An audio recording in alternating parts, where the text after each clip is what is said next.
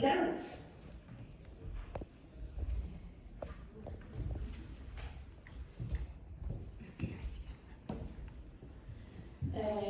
Okay, before Maria talks, because Marius is not here, I just want to say that we're very happy to be here. We're very happy to present this symposium and showcase our research to the local and international community from those that are watching us from afar. And we are going to talk to you about how our visual perception and our cognition can shape our daily experience. And because Marius has a good eye on choosing people, you are going to listen to at least 3 good talks. The girls are excellent and they are doing excellent research, and I think this is a great opportunity for them and for us to be here and talk about the things we do. Thank you very much. Indeed, as Antti said, the first speaker is Maria Kofi.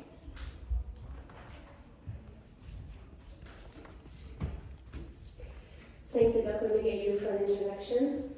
Many thanks to the Center for Applied Neuroscience for organizing this conference and for having us here presenting our research today. So,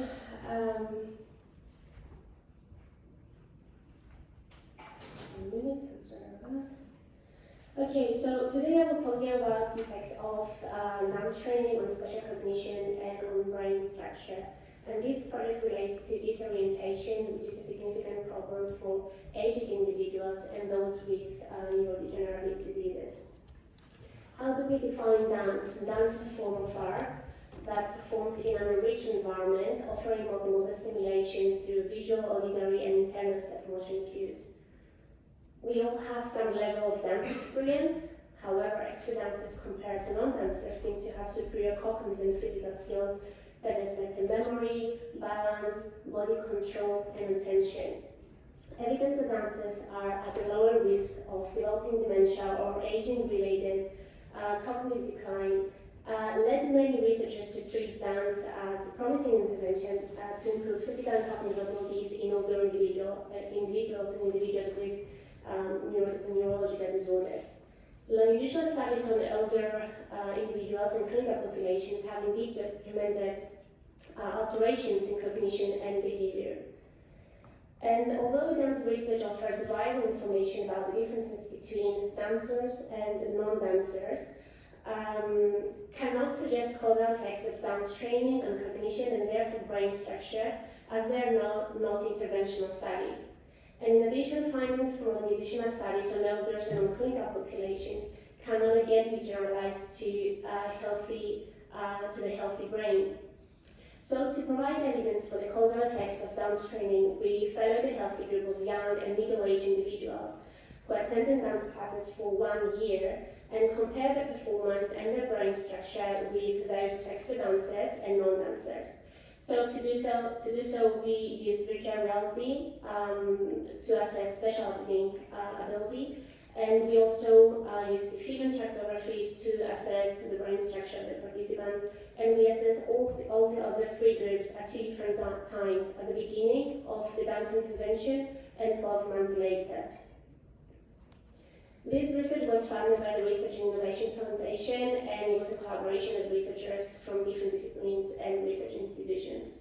So what we did to assess participants' spatial ability, we employed visual reality task, as you see here. Alright, good. And on the screen you can see the experimental protocol and a demo of the experiment. And in this task, participants were asked to memorize 5 objects that were positioned around them in different positions and distances.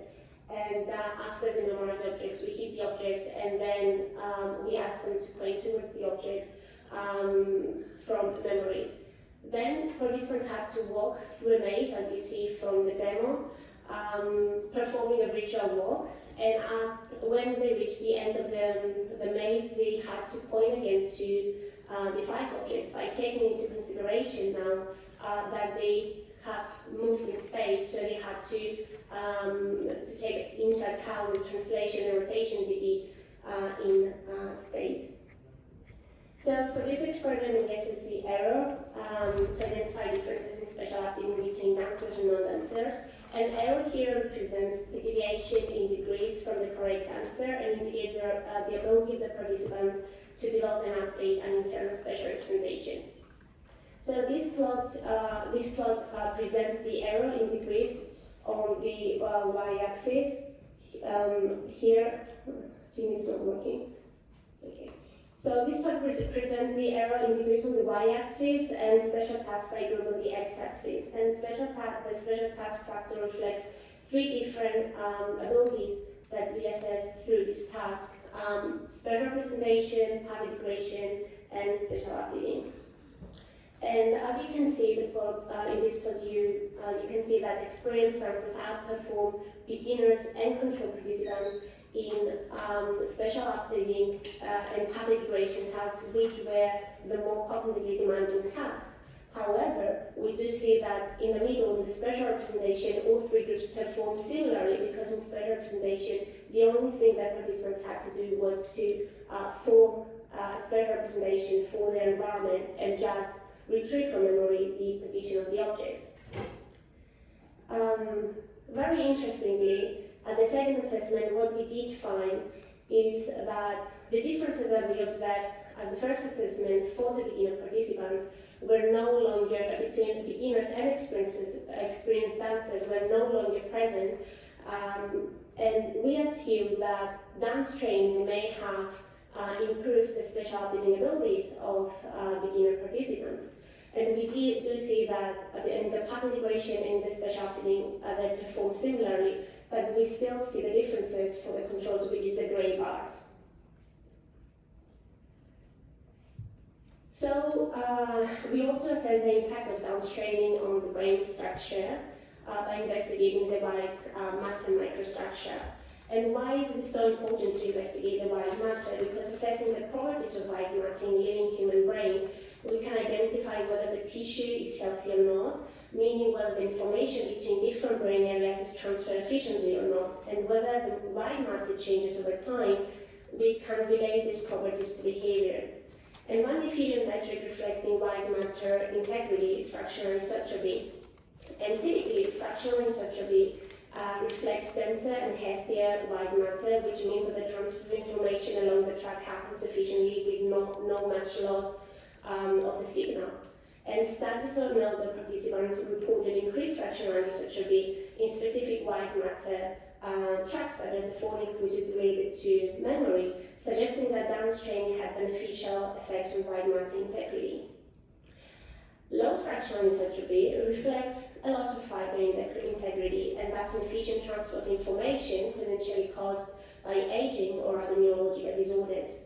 However, research on long-term exposure to dance has reported that dancers have lower fractional anisotropy than non-dancers in tracts related to whole body motor training, such as the corticospinal tract, the corpus callosum, and the superior longitudinal fasciculus. So researchers and dance experts argue that lower fractional anisotropy in dancers results from the development of crossing fibers within a voxel, which are very difficult to be recorded through DTI, and the lower fractional anisotropy is not because of white matter degeneration. So similarly to other studies on dancers, we found differences between the experienced dancers and controls in the corticospinal tract, which is closely related to motor training. And looking at the fractional anisotropy change between time 1 and time 2 on the y-axis and group on the x-axis, you can see that the differences in the direction of the change, with experienced dancers having a negative change and controls having a positive change. And these alterations across groups, you can see that were only significant for experienced and control participants.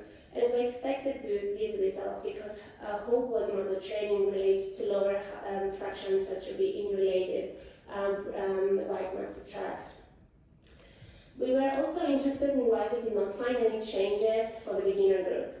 So what we did, we checked whether there was some variation based on practice hours, because past research on motor experts demonstrated that white matter change and the amount of exposure in training were significantly associated. And in this plot, you can see on the y-axis the time to mean fractional anisotropy for the beginner dancers, and on the x-axis you see the practice hours that they have completed as part of the intervention. And what we see here, in line with past research, our results suggest that increased dance practice was related to lower fraction surgery in both left and right corticospinal tract, as indicated by the green and the purple lines.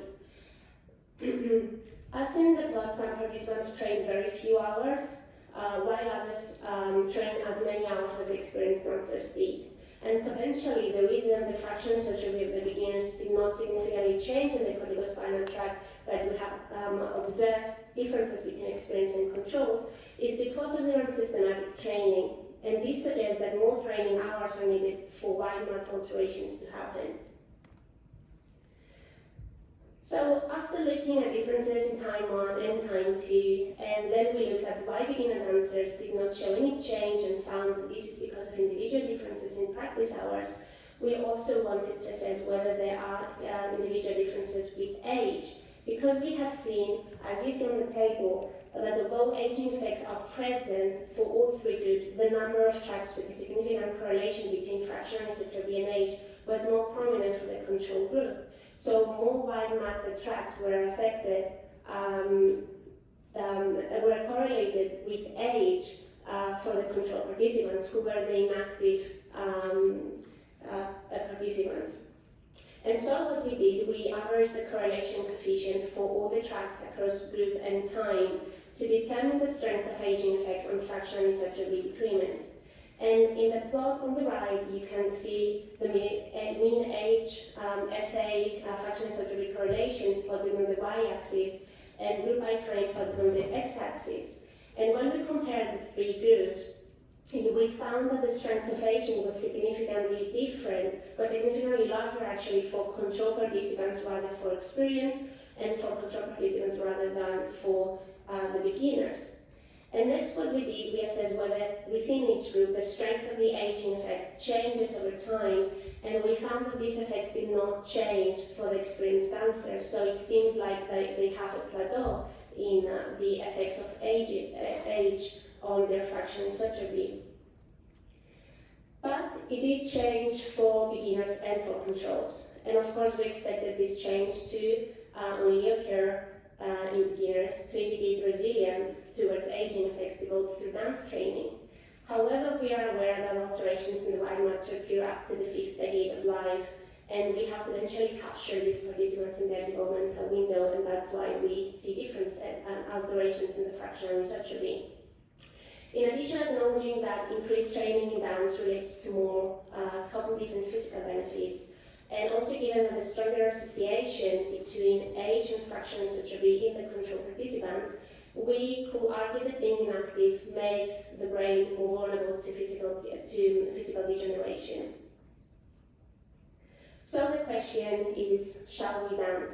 Our results give an affirmative answer to this question, suggest that dance training can induce alterations in the spatial awareness skills and brain microstructure of non-experts under certain conditions. And also our findings expand our understanding of brain plasticity by emphasizing the different amounts of training can in the long term impact brain structure differently. Aging effects were also found to be more prominent in the wide mass integrity of inactive individuals, and therefore we conclude from our results that dance could be a promising and feasible paradigm for young and mature adults, useful in shaping the brain and contributing to neurorehabilitation. So why is dance research important?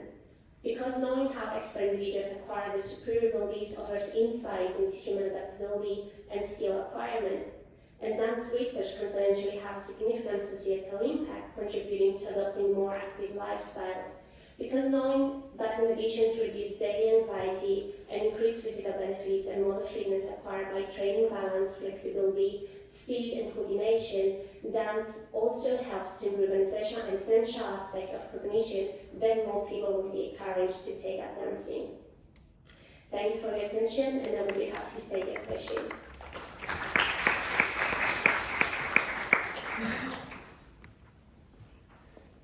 It's best if we wait until the end. Yeah, thank you. Are we introducing each other? Okay.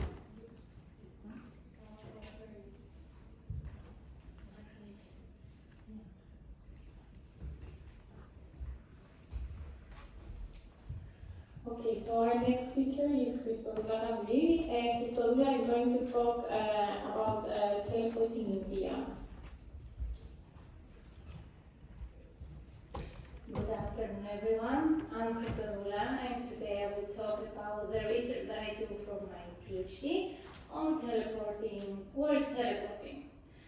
In many new modern games in virtual reality, there was a new way of movement, which is teleporting, where you hold the controller, you point where you're gonna go to the desired location, you press a button, and you automatically transfer where you're gonna go to the desired location without making any physical movement at all, any provoking movement.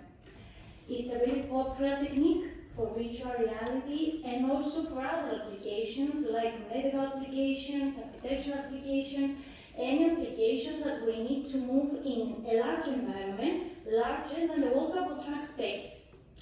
So, what is not known yet about teleporting is whether teleporting may impair our for cognition, maybe has some drawbacks for cognition.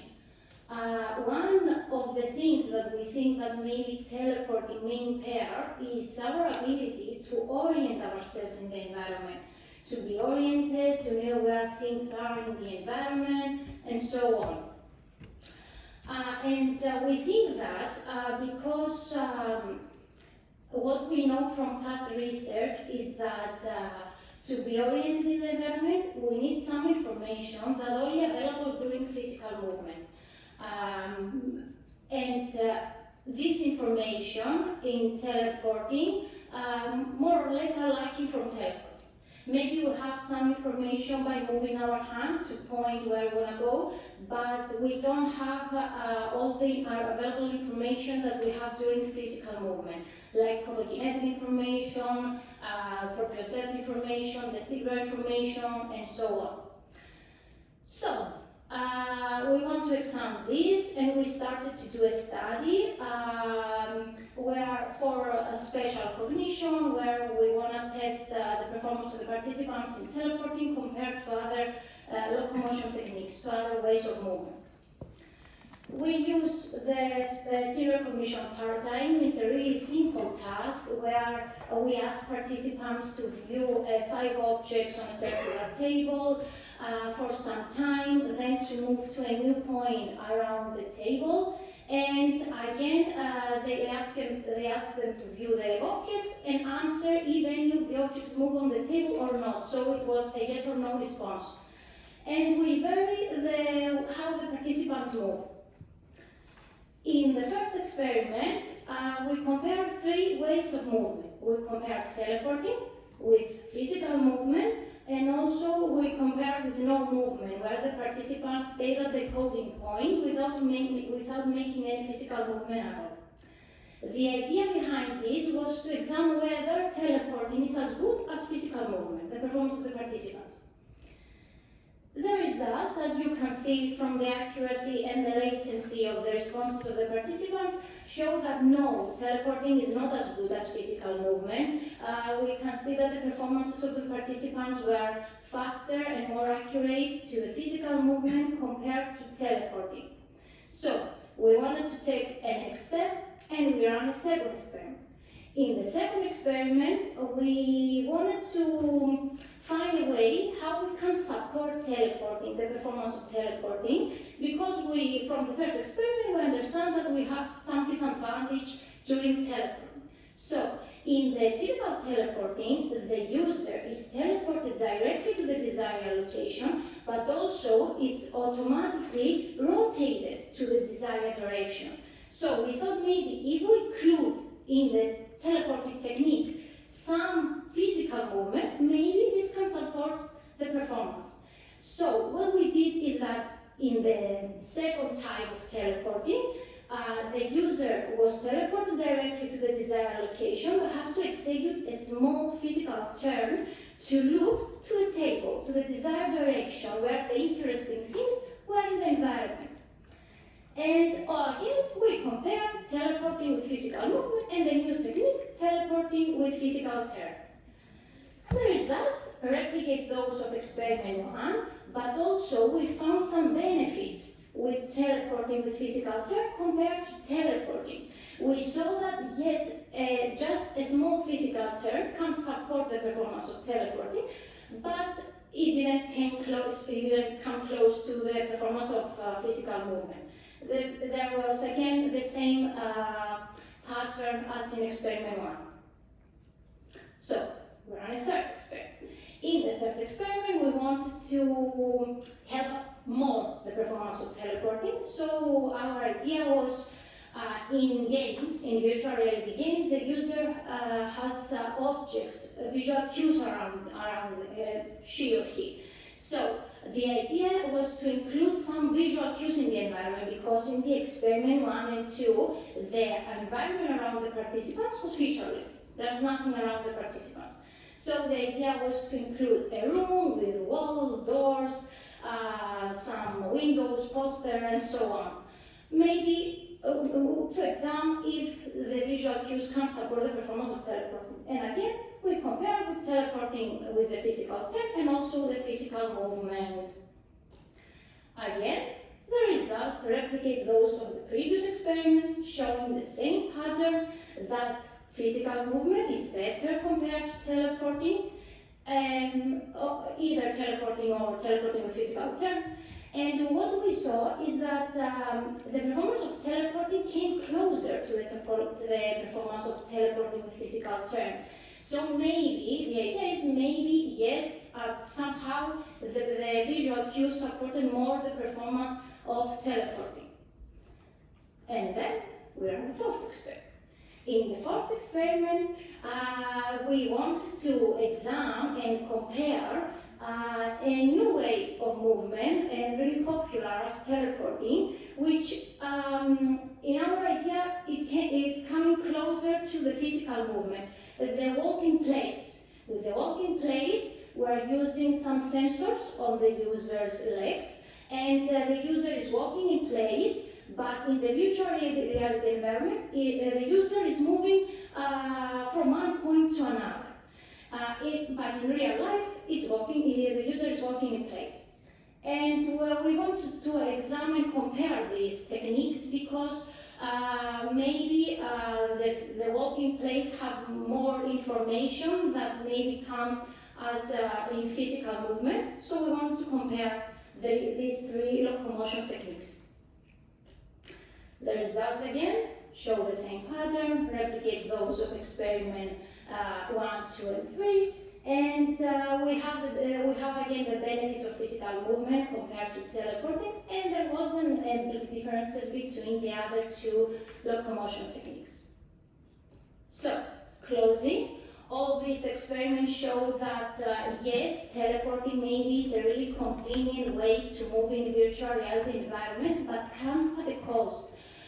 It's important to have in mind that teleporting may impair our ability to orient ourselves in the environment, to know where things are. And it's important to know that because virtual reality is becoming a really big part of our lives nowadays, and it's a really popular way to play games or for other applications. So it's important to know the disadvantage that comes with it. Thank you.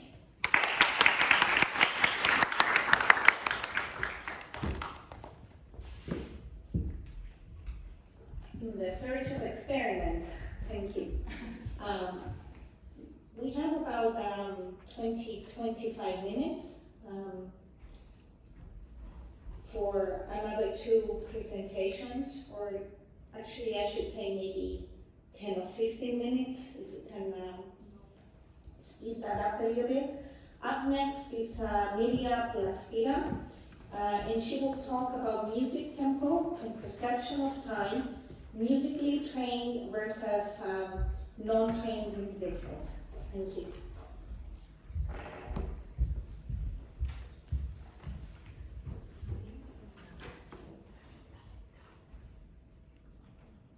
Hello, my name is Miriam, and today we present a study that explores the effect of music tempo on time perception and the differences in the way musically trained and non-trained individuals estimate time. During the course of our lives, we're exposed to a variety of conditions and stimuli that affect the way we perceive how time passes.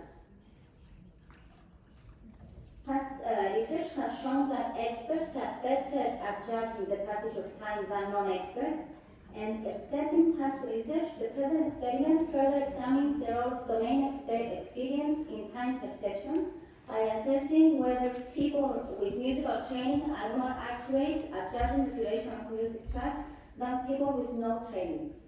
In particular, we examined whether the tempo and duration of music biases time estimation, and if so, whether people with musical training are less susceptible to this bias.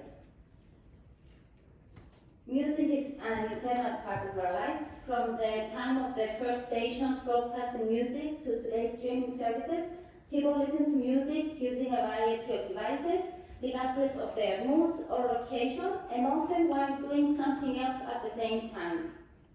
In addition, music is taught in schools, with some people becoming more interested in the subject and seeking professional training.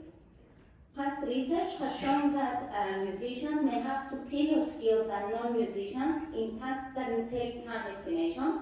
However, in these previous studies, the time perception skills of professional musicians, like piano experts, were compared to those of non-musically trained individuals. In contrast, as we will discuss later on, here we do not have a group of professional musicians. A possible explanation for the superior time estimation skills of musicians is that musicians have more advanced memory skills than non-musicians, and indeed the ability to maintain and recall information from memory seems rather critical for time perception. Based on the internal clock theory of time perception, temporal information is processed in 3 stages, one of which is the memory stage. According to this theory, when we experience a temporal interval, an internal pacemaker produces pulses that pass to an accumulator through a gate. The number of accumulated pulses is stored in working memory and is then compared to representations of time for past events that are already maintained in our long-term memory. And this comparison allows us to make decisions as to whether a particular event lasts longer or shorter than a reference duration or than a past event. And based on past evidence showing not only that musicians have more efficient memory, but also that memory is correlated with time perception ability, the present study examines whether individuals that took music lessons sometime in their lives have more accurate perception of time compared to individuals who never took music lessons. In contrast to previous studies, the focus here is on people who have received some musical training in playing an instrument or singing, but they were not academically trained or employed as professional musicians. In addition, here we used durations that were longer than 1 second and music stimuli that were unknown to the participants. The aim was to examine whether musically trained individuals are less susceptible to factors that are known to bias time estimate. In this case, the tempo and the actual duration of the music tracks. And since past studies showed that these factors alter systematically the temporal judgment, in music stimuli and in speech-like stimuli, we wanted to examine what happens with unknown music stimuli. In addition, we also aim to investigate whether these known biases on time estimation persist despite the presence of some domain experience. Our participants were 32 undergraduate students. 20 of them never took music lessons, and 12 reported taking music lessons for at least 2 months. Relevant to the aims of the current experiment, participants responded on a statement that assessed their self-perceived ability to follow a musical rhythm, and they reported whether they had any musical education. The experiment consisted of a time reproduction task with musical clips of 5 different speeds and 7 different durations, and each trial of the reproduction task required participants to listen to a music clip and then keep the space bar pressed for a period that was equal to the clip's duration. Participants' performance in the reproduction task was analyzed to assess the effects of the speed and the duration, the actual duration of the music clips, And to do so, we computed the signed error. A zero error value denotes that the reproduced duration was equal to the actual duration, a positive error that we had another reproduction of the actual duration, and a negative error, another reproduction. Our results showed that the music clips were overall under-reproduced, and we also found main effects for both duration and speed. Concerning the main effect of duration, results showed that the longer the actual duration of the music track was, the more it was underestimated. This result was in line with our past finding with speech-like stimuli and with the results of previous studies that used different types of stimuli. Regarding the effect of speed, results showed that fast music clips were reproduced as longer compared to slow music clips of the same actual duration, and this result can be explained by the internal clock theory. If, as suggested by previous studies, the internal pacemaker ticked faster when listening to the fast music clips, then more pulses were accumulated during its presentation compared to the presentation of the slower music clips. And because of that, the duration of the fast clips was perceived as longer in duration compared to the duration of the slower music. Regarding the effect of musical training, we found a significant interaction between musical training and duration, with larger difference in reproduction error for musically trained participants than non-trained ones in short and long stimuli. Of course, this was the case because musically trained individuals were more accurate with short stimuli, but overall, the musically trained individuals had more accurate reproductions compared to the non-trained ones. These results may be attributed to musically trained individuals having superior memory skills compared to non-trained individuals, as was suggested by previous studies. And the fact that the advantage for musically trained participants was more reliable in short and long durations suggests that if it is indeed caused by better memory skills, this relates more to short-term memory than long-term memory. And indeed, the models of memory posit that information stored in memory decays rapidly if it's not rehearsed. During our class, our participants did not have time to rehearse the durations, so it is possible that with longer durations, memory has decayed in both groups to such a degree that the advantage of trained participants was no longer reliable. However, future studies are needed to determine whether these specific differences are linked with differences in working memory capacity. It is also possible that musically trained participants outperform the other group for short but not long durations, because in general, musicians play music by synchronizing to and producing the short duration of notes. Do I have time? Yes. Okay. Our results also showed that there was no interaction between musical training and the speed of music clips.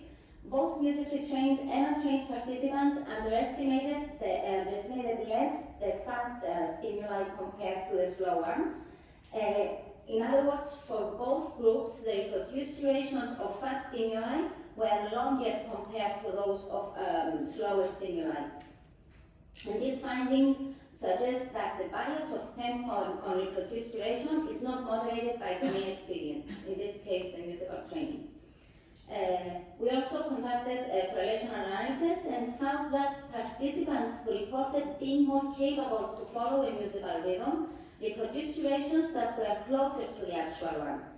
Analysis on just the data of the musically trained individuals showed that there was a significant correlation between the number of years of musical training and the signed reproduction error.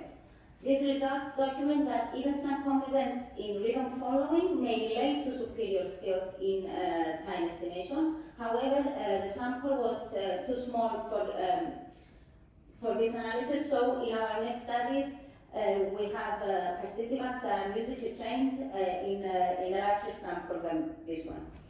Taken together, the results of this study show that having some training in music relates to better performance in time estimation. The results extend those of previous studies with visual and auditory stimuli, showing that the speed in which the stimuli are presented, in this case the tempo of music, can induce biases in estimating their durations. And our results also importantly show that the bias of tempo on time estimation is not reduced with domain experience. These results may be a base for exploring whether using music tracks of different speeds can alter the perception of time, for example, during a dentist appointment or during a flight for people that with fear of flying, to make the uncomfortable situation being felt like passing faster. Thank you very much.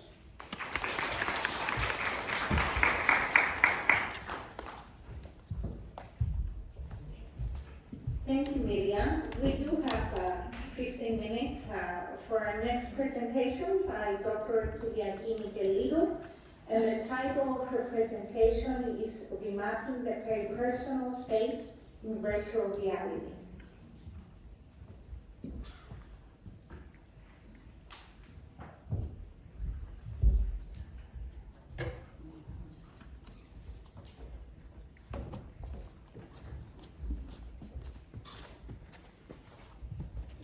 Hi everyone, so today I'm going to talk to you about how we have managed to revamp the peripersonal space in virtual reality. This was work done in collaboration with the University of Florence, and specifically it was part of Irene Petrizzo's visit here as a part of her Erasmus PhD program.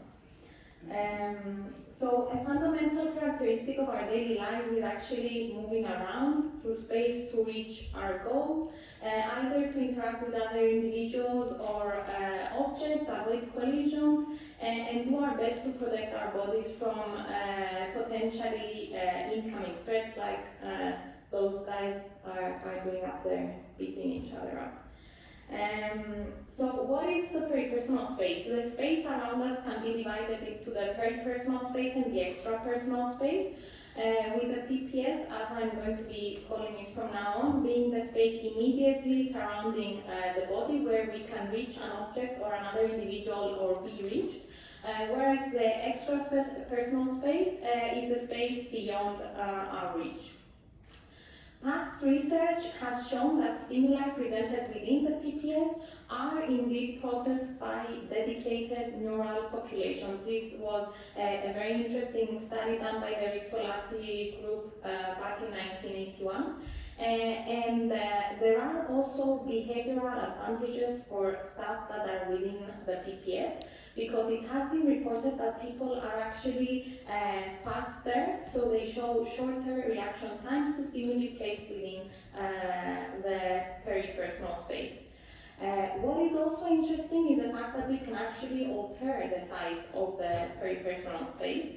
And it seems that the PPS is an essential component of our bodily self-consciousness. It allows us to walk around the space and also perform actions in the world and protect our bodies. The border now between the two, between the PPS and the EPS, can be modulated with a short period of tool-use training. This means that we can actually manipulate the size of the surrounding space over which we can be faster. So the only thing is that we don't yet know what properties of the training trigger this modulation. So what can make the PPS bigger or smaller is still unknown to us. So we tested the effect of training using different tools and different hand movements in VR to change the border of the PPS and the EPS. The VR environment was presented to participants using the Vive Pro Eye headset. Participants held a hand controller in their dominant hand. We collected reaction times, averaged them at the group level, and then we normalized them between 0 and 1. I'm going to show you the graphs in a bit, with 0 being the fastest reaction time across participants and 1 being the slowest reaction time, and fitted those with a sigmoid function to find the point of maximum slope as the border of the PPS. I'm going to show you everything right now. We analyzed data using MATLAB. So To start, we measured the size of the PPS before any training. So participants holding the controller had to press a button as fast as possible when they felt the vibration in their hand. So that was the tactile stimulus, while ignoring and approaching bubble the visual stimulus. This is how the experiment looked. There were 3 little monsters, one right in front of the participants, 2 on either side of the periphery, 30 degrees from the central monster. 80% of the trials were coming from the central monster, and those are the trials that I'm going to talk about. The monster was 2.5 meters away from the participant, and a ball was always launching from the eye, the single eye of the monsters. This is how it looked from the side. The bubble was traveling at 0.75 meters per second, and this was chosen based on previous research. And there were different possible distances where the vibration, the tactile stimulus, was delivered to participants. So either when the ball was 2.25 meters away, or 175, 125, 75 centimeters and 25. And we also had 2 control conditions. One control condition was a vibration being delivered without the ball being launched, because remember, the instruction was to totally ignore the ball and just react to the vibration. And the other control condition was a bubble traveling without any vibration being delivered.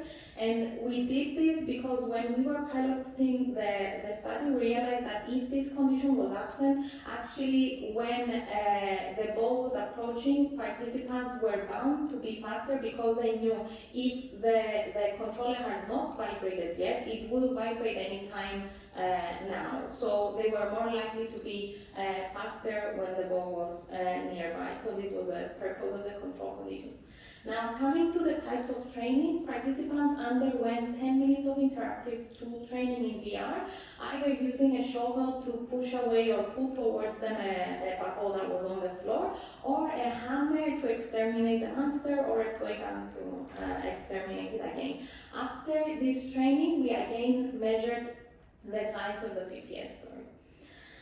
So this is how it looked like. So they were playing around for each condition with this shovel, with the ball. And this is our results. On the left, you can see average reaction times. We had 27 participants taking part in this one, and for each colored curve, we had 2,600 trials. And by doing what I explained before, normalizing the RTs and fitting a sigmoid function, we find out that at baseline, so the border of the PPS for this group of participants was normally at 1.18, and with these 2 types of training, we actually managed to expand their personal space and make it bigger. After pushing the bubble, it was it became 1.38 meters. After pulling the bubbles towards them, it was 150. We wanted to check whether these were significant effects. So at the population level, we pile up all responses together and carry out bootstrapping analysis, and we see that the baseline condition is indeed significantly different from our pool condition, and that was the only significant difference that we found for this one. Mind you that we're still collecting data to reach our desired power, so we're going to see how this goes.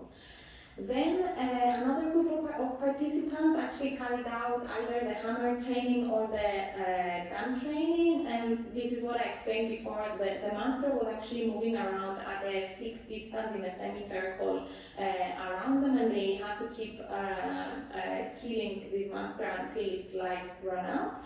And the same was with the gun. They had to shoot the monster for 10 minutes.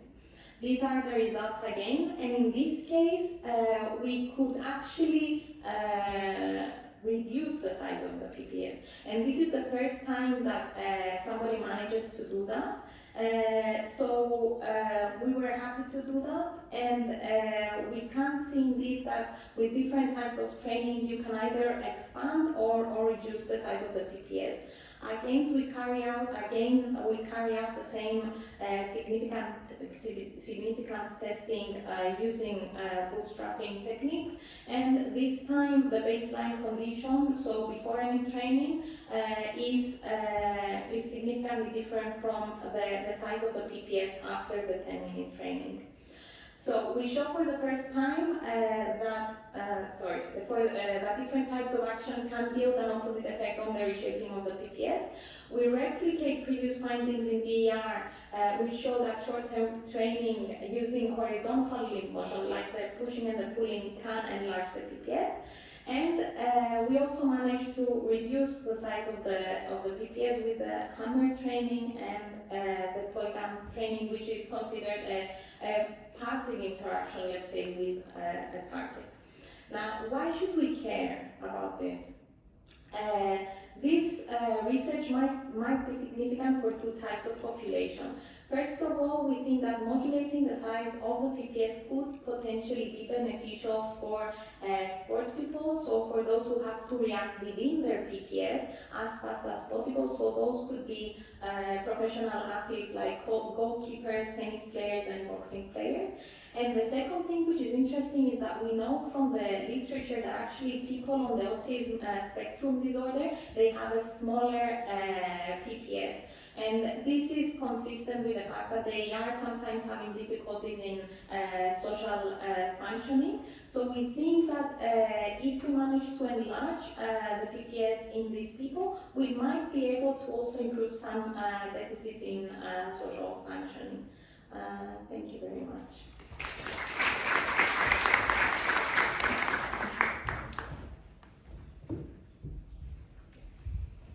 Thank you. Excellent speakers who are deeply knowledgeable about your work and very passionate.